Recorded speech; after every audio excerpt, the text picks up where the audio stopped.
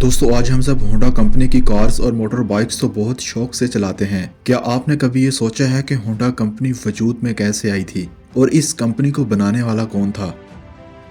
दोस्तों ये बात है 1922 की, जब एक 15 साल के लड़के का ऑटो वर्कशॉप में पहला दिन था। ये वर्कशॉप जापान के शहर टोक्यो में थी। वर्कशॉप के मालिक ने उसे गाड़ी की रिपेयरिंग का काम देने की बजाय उसे वर्कशॉप की सफाई और अपने बच्चों की देखभाल में लगा दिया। उस बच्चे का नाम सुचाइरो होंडा था। आज की इस वीडियो में मैं आपको बताऊंगा कि कैसे एक गरीब बच्चा जो अपने मालिक के बच्चों की देखभाल किया करता था, कैसे दुनिया की एक मल्टी बिलियन कंपनी इस दुनिया में खड़ी कर पाया।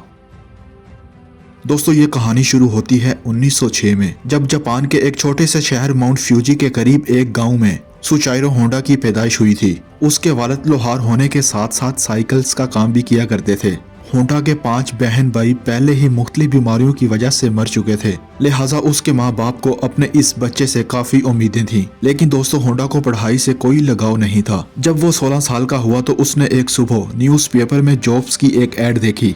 आर्ट शोकाई नामी कंपनी को कुछ वर्कर्स की जरूरत थी। आर्ट शोकाई उस वक्त गाड़ियों की रिपेयरिंग करने वाली सबसे बड़ी कंपनी थी। होंडा ने कंपनी को जॉब के लिए एक लेटर लिखा और होंडा की खुशकिस्मती थी कि उसे वहां से ऑफर लेटर भी आ गया। दोस्तों यही वो टाइम था जब होंडा अपना घर और स्कूल छोड़कर कमाने की आस लगाए टोक्यो रवाना हो गया। लेकिन होंडा का ख्वाब तब टूटा जब वो टोक्यो आर्ट शोकाई पहुंच गया था, क्योंकि कंपनी के मालिक ने होंडा को काम सिखाने की बजाय उसे वर्कशॉप की सफाई का काम पर लगा दिया और यहाँ तक कि उससे अपने बच्चों की देखभाल भी करवाने लगा। अब होंडा करता भी तो क्या करता, एक तरफ वो अपना घर और माँ बाप को छोड़कर निकला था, वो माँ बाप जिनको होंडा से बड़ी उम्मीदें थीं, और दूसरी तरफ उससे वर्कशॉप की सफाई करवाई जा रही थी। लेकिन होंडा अब वापस अपने गांव नहीं जाना चाहता था। बस इसीलिए वो अगले कई महीनों तक सफाई का काम ही करता रहा। कुछ ही महीनों के बाद आर्ट शोकाई के मालिक ने होंडा से वर्कशॉप का काम भी लेना शुरू कर दिया। होंडा को इस काम में शुरू से ही बहुत दिलचस्पी थी, इसलिए वो चीजों को बहुत आसानी से समझ आता था।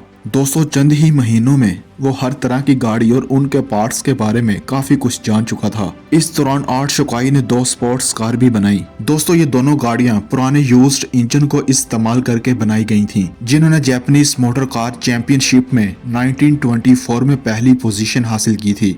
होंडा अभी तक एक अच्छा मैकेनिक था, लेकिन अब की बार वो इस रेस में ड्राइवर के साथ इंजीनियर के तौर पर बैठा था। यही वो इवेंट था जिसके बाद होंडा ने स्पोर्ट्स मोटर को खुद से डिजाइन करना शुरू कर दिया। अगले कई सालों तक वो इसी वर्कशॉप में ही जॉब करता रहा और अपने एक्सपीरियंस को बढ़ाता रहा। 1928 में जब होंडा की उम्र 22 साल थी तो आर्ट शोकाई के मालिक ने अपनी एक और ब्रांच खोलने का फैसला किया, जिसको चलाने के लिए मालिक ने होंडा को जिम्मेदारी देकर बेच दिया।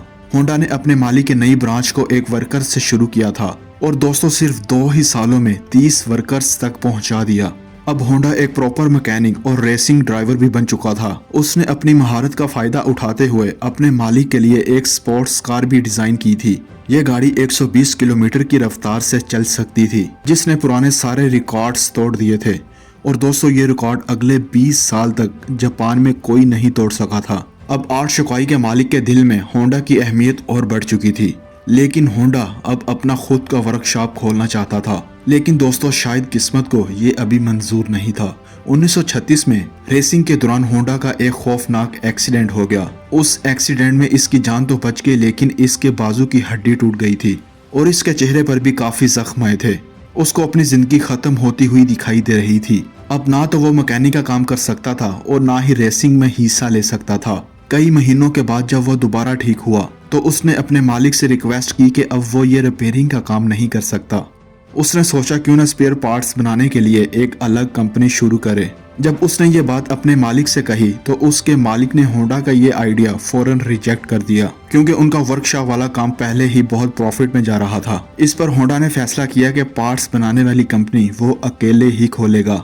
1936 में 30 साल की उम्र में उसने अपने एक दोस्त के साथ मिलकर टोकाई शोकाई हैवी इंडस्ट्री खोल ली। कंपनी तो वो खोल चुके थे, पर होंडा के पास इसको चलाने के लिए पैसे नहीं थे। वो दिन भर आर्ट शोकाई में काम करता और रात में अपनी नई कंपनी के लिए खुद इंजन बनाने की कोशिश करता था। दोस्तों अगले कई महीनों तक वो इसी रूटीन पर चलता रहा, लेकिन उसे कोई खास कामयाबी ना मिल सकी। तभी उसने मेटल एनर्जी में महारत हासिल करने के लिए एक यूनिवर्सिटी में एडमिशन ले लिया। 1939 में 3 साल की लगातार मेहनत करने के बाद आखिरकार वो एक पिस्टन बनाने में कामयाब हो गया। अब उसने आर्ट शुकाई की जॉब छोड़ दी और फुल टाइम पिस्टन बनाने में लग गया। उसको मालूम ही नहीं था कि उसके बनाए हुए पिस्टन में कोई फॉल्ट्स मौजूद है। उसने टोयोटा कंपनी को अपने पिस्टन ऑफर किए तो टोयोटा ने 50 में से 47 डिजाइन रिजेक्ट कर दिए। दोस्तों, ये खबर होंडा पर बिजली बनकर गिरी क्योंकि उसके पास वापसी का भी कोई रास्ता नहीं था। उसने मुख्तलिफ कंपनियों की रिक्वायरमेंट्स को समझने के लिए पूरे जापान के दौरे लगाना शुरू कर दिए। वह मुख्तलिफ फैक्ट्रीज में गया। अगले कई साल तक उसने मार्केट को समझने में लगा दिए और उसके बाद होंडा ने एक बार फिर से एक पिस्टन बनाया। अब की बार ये पिस्टन सारी कंपनियों ने पास कर दिया था और दोस्तों, उसको देखते ही देखते ऑर्डर्स मिलना शुरू हो गए और एक बार फिर से होंडा को अपने ख्वाब पूरे होते हुए दिखाई दे रहे थे। उसने ऑर्डर को पूरा करने के लिए उसकी कंपनी ने 2000 वर्कर्स को भी हायर कर लिया। लेकिन दोस्तों, किसको मालूम था कि होंडा की ये खुशी सिर्फ चंद महीनों की मेहमान थी। 1941 में जापान वर्ल्ड वॉर 2 में कूद गया और मिलिट्री ने कई जापानीज कंपनी को अपने कंट्रोल में ले लिया, जिसमें एक कंपनी होंडा की भी थी। और चीजें तब मजीद खराब हो गईं जब कंपनी ने सब वर्कर्स को मिलिट्री सर्विस में लगा दिया। अगले 3 साल इंतहाई मुश्किल में गुजरे, लेकिन 1944 में एक वाकया हुआ जिसने होंडा की उम्मीदों पर पूरी तरह पानी फेर दिया। एयर रेड के दौरान एक मिसाइल सीधा होंडा की फैक्ट्री पर आ लगा। पूरे मुल्क के हालात बेहद खराब हो चुके थे। जापान जंग हारता हुआ दिखाई दे रहा था। फिर 1945 में 2 एटमी धमाके हुए जिसने जापान को मुकम्मल तौर पर तबाह कर दिया था। उस वाक़ये के बाद जापान ने अमेरिका के सामने घुटने टेक दिए। जंग तो अब खत्म हो चुकी थी, लेकिन होंडा अपना सब कुछ खो बैठा था और एक बार फिर से जॉबलेस होकर बैठ गया। ये हालत सिर्फ होंडा के साथ ही नहीं बल्कि पूरा जापान ही इस हालत से गुजर रहा था। खुराक की शदीद किल्लत थी, महंगाई दिन ब दिन बढ़ती जा रही थी। पब्लिक ट्रांसपोर्ट का मिलना भी इंतहाई मुश्किल था क्योंकि जापान में पेट्रोल भी नायाब हो चुका था। इसी दौरान होंडा को जापानीज एम्पीरियल आर्मी का एक छोटा सा इंजन मिला जिससे वो वायरलेस रेडियो चलाया करते थे। अपनी आदत से मजबूर होकर होंडा को एक आइडिया आया। उसने सोचा क्यों ना इस इंजन को साइकिल में लगाकर अपनी ट्रांसपोर्ट का मसला हल किया जाए। तो लोगों ने जब एक इंजन साइकिल पर लगा देखा तो सबको होंडा का ये आइडिया बहुत पसंद आया। चंद पुराने इंजन्स तो होंडा को मिल गए थे, लेकिन लोगों की डिमांड इतनी बढ़ गई कि होंडा ने अपना खुद का नया इंजन डिजाइन करना शुरू कर दिया। दोस्तों, ये हिस्ट्री में पहली बार हुआ था कि किसी मशीन पर होंडा का लोगो देखा गया। होंडा के पास इतने पैसे नहीं थे कि वो मुकम्मल तौर पर एक साइकिल को मोटरसाइकिल बना सके, लिहाजा उसने 18,000 दुकानों को एक लेटर लिखा।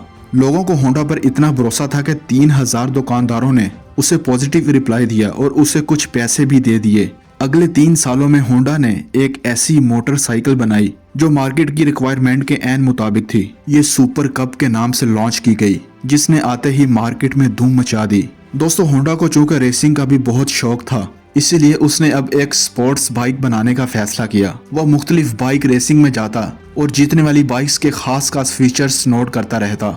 चंद सालों में होंडा की पहली स्पोर्ट्स बाइक्स लॉन्च की गई, जिसने 1962 में इंटरनेशनल रेसिंग चैंपियनशिप में पहली पोजीशन हासिल की थी।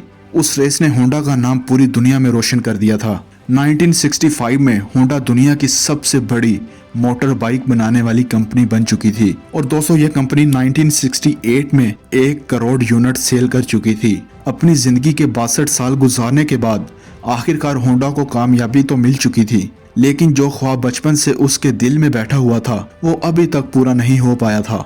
होंडा अब एक कार डिजाइन करना चाहता था।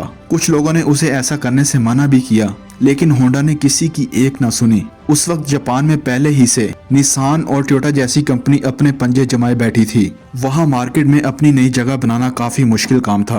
होंडा ने अपनी पहली T360 पिकअप ट्रक लॉन्च किया जो कि मार्केट में फेल हो गया। उसके बाद उसने एक स्पोर्ट्स कार लॉन्च की जिसके सिर्फ 1300 यूनिट ही सेल हो पाए। कई सालों की मेहनत और कई डिजाइन फेल हो जाने के बाद आखिरकार 1972 में उसने होंडा सिविक लॉन्च की। दोस्तों, यही वो गाड़ी है जिसके नए मॉडल आज पूरी दुनिया में मशहूर हैं। 1980 में होंडा मोटर्स जापान की तीसरी सबसे बड़ी कंपनी बन चुकी थी। सिर्फ 10 सालों में ये दुनिया की तीसरी सबसे बड़ी कंपनी बन चुकी थी।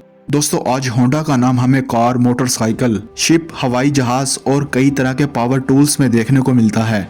होंडा ने होंडा सिविक के लॉन्च होने के अगले ही साल 1973 में अपनी कंपनी से रिटायरमेंट ले ली थी और दोस्तों 5 अगस्त 1991 में इनकी जिंदगी का ये सफर हमेशा हमेशा के लिए खत्म हो गया।